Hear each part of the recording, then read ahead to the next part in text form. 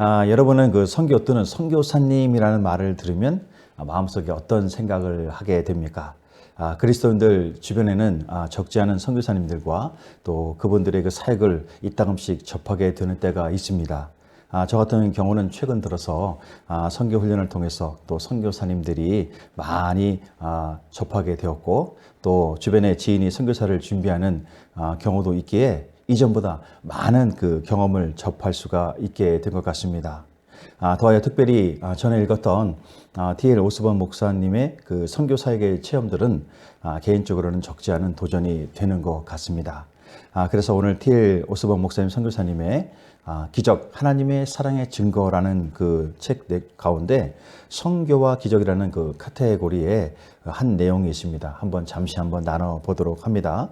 1945년 아내와 나는 어린 아들과 함께 그리스도의 복음을 비그리스도인 국가의 사람들에게 전하고 가르치는 불타는 소원을 아는 선교사로서 배를 타고 인도로 향했습니다. 우리는 해외 경험이 전혀 없었지만 성령님께서 우리를 인도하셨습니다. 우리는 현지인들의 언어를 말할 수 없었기 때문에 우리의 계획은 즉시 사역을 시작할 수 있도록 현지인 통역을 채용하는 것이었습니다. 우리는 사람이 모일 수 있도록 큰 종려나무 잎으로 엮은 것을 세워서 그늘을 만들어 낮 시간에는 집회할 수 있도록 햇볕을 가리도록 하였습니다. 우리는 복음을 가르쳐서 힌두 교인들을 그리스도께로 인도하려고 했습니다. 회심한 사람들로 새로운 교회를 세울 생각도 했습니다. 우리가 이렇게만 했다고 한다면 분명 성공적으로 선교를 잘 했을 것입니다. 그러나 선배 선교사님들이 우리의 모든 활동을 전통적인 개념에 맞도록 할 것으로 강력하게 요구를 하였습니다. 우리의 신선한 생각들은 인도에서는 적합하지 않다. 미국식이라는 그런 딱지가 붙여졌습니다. 우리의 최고 우선 과제는 현지 언어를 배우는 것이 되고 말았습니다. 언어를 배우는 데는 최소한 2년이 걸리고 인도에서의 처음 사역 기간 동안에는 사역에 직접 참여하지 말라고 또한 말을 들었습니다. 이런 전망을 듣고 우리는 낙심스러웠지만 해외 사역 경험이 전혀 없었기에 우리는 그들이 최선을 알고 있으므로 우리 자신을 설득하려고 했습니다. 겨울 내내 우리는 힌두어를 이것저것 공부하는 것 외에는 아무것도 한 것이 없었습니다. 한 주에 한 번 나는 20명가량에 앉을 수 있는 그 자리가 있는 작은 선교관에서 작은 칠판에다 선교사가 전달하게 될 설교 제목을 놓고 가는 것이 바로 저의 하는 일의 전부였습니다. 비전이라고는 없었습니다. 선교 사역이라고는 한 주에 한 번 일주일 주일 오후 6시에 1시간가량 모이는 그런 모임이 전부였습니다.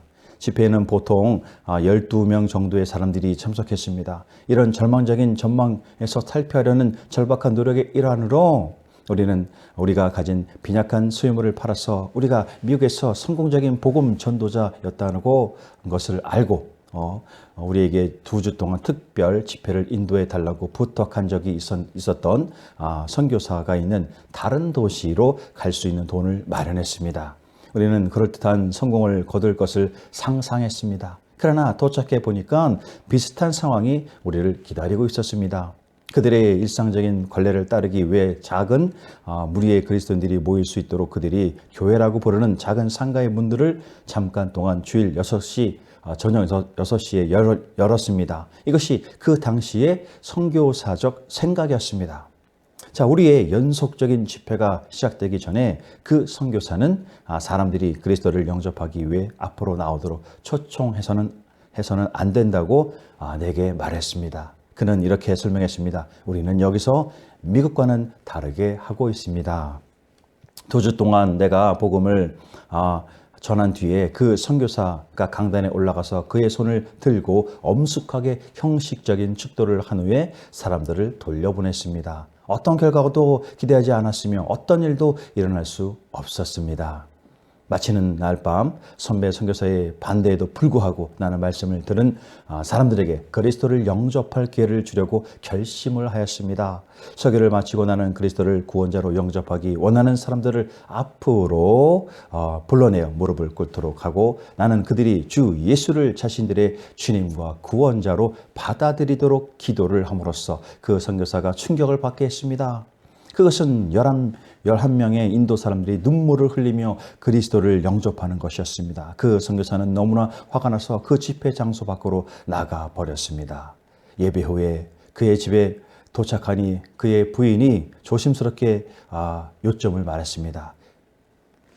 오늘 밤 집회는 우리가 설교하고 미국에서 하던 대로 똑같이 같이 하면 똑같은 결과가 인도에서도 나온다는 것을 증명한 것이었습니다.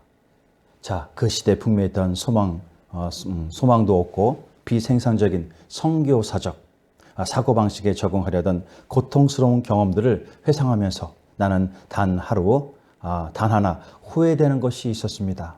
우리는 너무나 젊고 미국 밖에서의 경험도 전혀 없었지만 하나님께서 우리에게 인도에서의 사역에 관하여 주신 생각들을 다른 사람들로 하여금 다른 데로 돌리도록 타협한 것을 나는 후회합니다. 인도도 미국과 다르지 않기 때문에 우리는 큰 성공을 거두었을 수도 있었으며 많은 새 교회를 개척할 수도 있었으며 많은 영혼들을 그리스도께로 인도할 수 있었을 것입니다.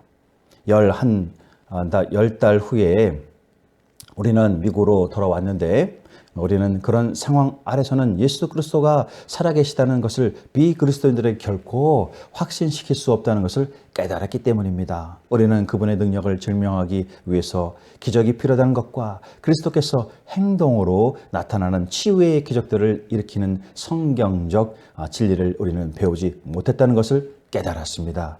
집으로 돌아온 후에 많은 날들을 우리는 금식하고 기도하며 우리의 괴로운 영적인 공경에 대한 해답을 찾았습니다. 많은 무리가 전능하신 존재를 찾기 위해 헛된 수고를 하고 있는 것을 우리는 보았습니다.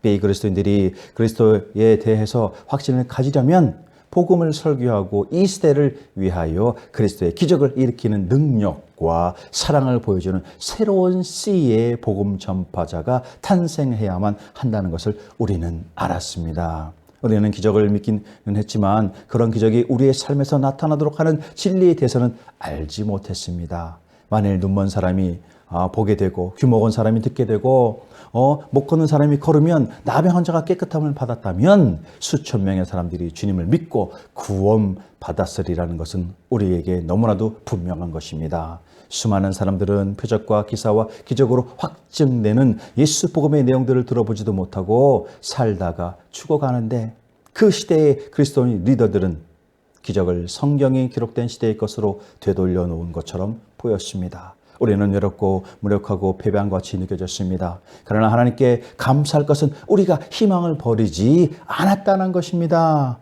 이 세상에서 예수 그리스도의 진정한 사명은 기적의 사명이라는 것을 우리는 알았습니다. 그래서 우리는 기도하고 금식하며 하나님께서는 우리의 기도를 들으셨습니다. 할렐루야.